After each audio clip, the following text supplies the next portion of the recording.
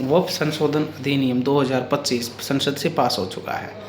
इस पर विपक्ष की तीखी बहस देखने को मिली, चाहे वो मनोज झा हो, संजय यादव हो, वैसे दिन ओवैसी हो या मनोज झा हो, जितने भी थे विपक्ष के तमाम नेताओं ने, कपिल सिब्बल हो, अच्छी बहस की। सरकार ने अच्छे उनके जवाब भी दिए और ये बिल पास हो चुका है। 288 इसके पक्ष में वोट मिले, 232 वोट इसके विपक्ष में गिरे। अब ये राष्ट्रपति की मोहर का इंतज़ार है। अब इससे जानने से पहले जाने कि वक्फ क्या है। तो वक्फ एक उर्दू का वर्ड है जिसका मतलब है संरक्षित करना। और वक्फ संपत्ति यानी कोई भी मुस्लिम जब किसी जन कल्याण के लिए अपनी संपत्ति दान देता है अल्लाह के नाम, वो वक्फ संपत्ति कहलाती है। चाहे वो स्कूल, कॉलेज, कब्रिस्तान, मस्जिद या किसी अन्य धार्मिक कार्य के पर्पज़ से वो संपत्ति दान की गई हो। और उस संपत्ति से जो उस संपत्ति की देखरेख, उसका एडमिनिस्ट्रेशन का काम करता है वक्फ बोर्ड। हर स्टेट में एक वक्फ बोर्ड होता है, नेशनल लेवल पे भी एक वक्फ बोर्ड है। और उस संपत्ति से जो रेवेन्यू जनरेट होता है, जो इनकम जनरेट होती है, वो मुस्लिम माइनॉरिटी के हितों के लिए उसको कहीं भी यूज़ किया जाता है। अब जानते हैं कि वक्फ की जो शुरुआत कहाँ से हुई। तो वक्फ की शुरुआत सबसे पहले जो मुस्लिम धर्म के प्रॉफिट मोहम्मद साहब पैगंबर है, उन्होंने मक्का मदीना में एक कमरा वक्फ यानी पब्लिक के लिए ओपन किया था, जिसको जन कल्याण के लिए। वहीं से वक्फ की शुरुआत होती है। और भारत में वक्फ की शुरुआत कहाँ से होती है?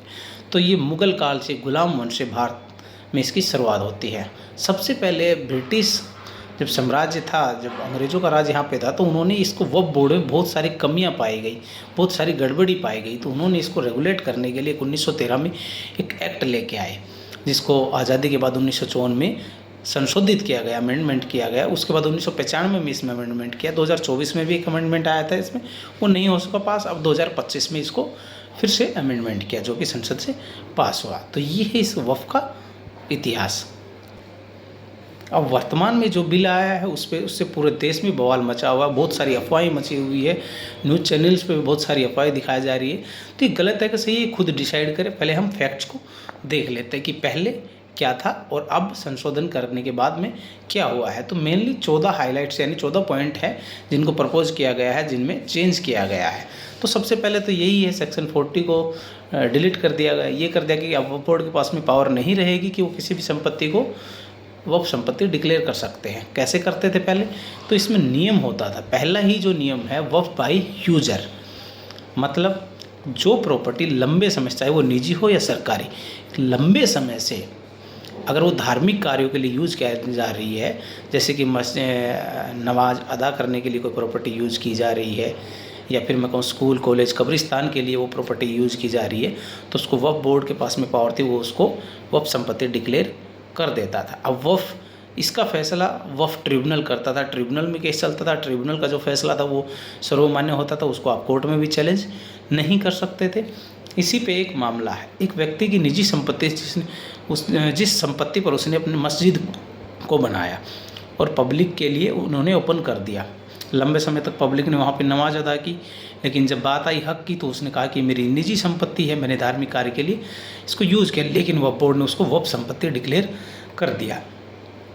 अब यहाँ पे बात आती है, जब वो सुप्रीम कोर्ट में गया तो सुप्रीम कोर्ट ने भी माना कि वक्फ एक्ट के तहत ये संपत्ति लंबे समय से धार्मिक कार्य के लिए यूज हुई, इसलिए ये संपत्ति वक्फ संपत्ति मानी जाती है, आपकी निजी संपत्ति नहीं मानी जाती।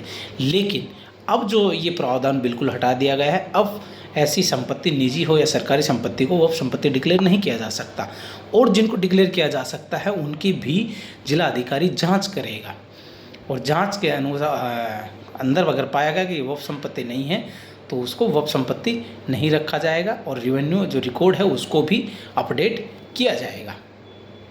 यानी इससे सरकार का मानना है कि जो कब्जाधारी है, इलीगल जो ऑक्यूपेशन है, उस पर रोक लगेगी। मुस्लिम महिलाओं के लिए इसमें ध्यान दिया गया है।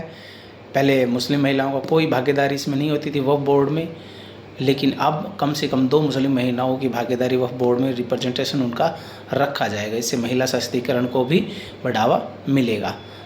तीसरा इसमें कि अनुसूचित जो जनजातियाँ हैं वो अपनी संपत्ति वक्फ में नहीं दे सकते हैं, क्योंकि उनके हितों की रक्षा के लिए ज़रूरी है कि उनकी संपत्ति वक्फ संपत्ति ना बनाई जाए, उनकी संपत्ति को वक्फ संपत्ति में ना ली जाए।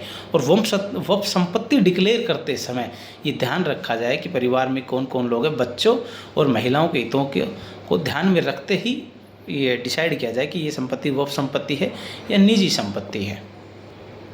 पहले वक्फ संपत्ति पर कोई भी लिमिटेशन एक्ट लागू नहीं होता था, यानी अगर आप देखेंगे अन्य जितने भी ट्रस्ट है या अन्य धार्मिक जितने भी धर्म है, सब पे लिमिटेशन एक्ट लागू होता है कि अगर किसी की संपत्ति आपने कब्जा की है तो 12 साल के उसके पास में 12 साल का पीरियड है, वो कोर्ट जाके उस संपत्ति को उस पर केस कर सकता है।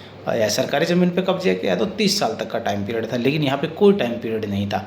अगर वक्फ ने आपकी संपत्ति पे कब्जा कर लिया तो सिर्फ 1 साल का टाइम है, आप वक्फ ट्रिब्यूनल के पास जा सकते हैं और ट्रिब्यूनल का जो फैसला होगा उसको आप चैलेंज नहीं कर सकते थे। इस प्रावधान को भी हटा दिया गया है, अब ऐसा नहीं है। अब आप बिल्कुल कोर्ट जा सकते हैं वक्फ के खिलाफ, वक्फ बोर्ड के फैसले के खिलाफ, और कोर्ट में अपना केस चला सकते हैं।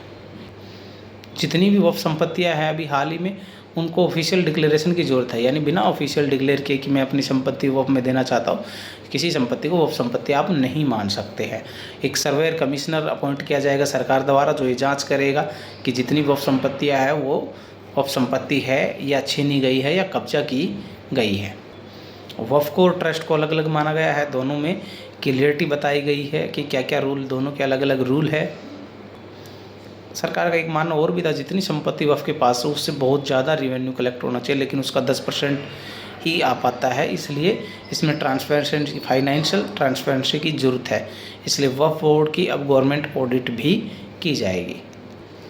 तो ये था आपका वक्फ संशोधन अधिनियम 2025। इसमें अगर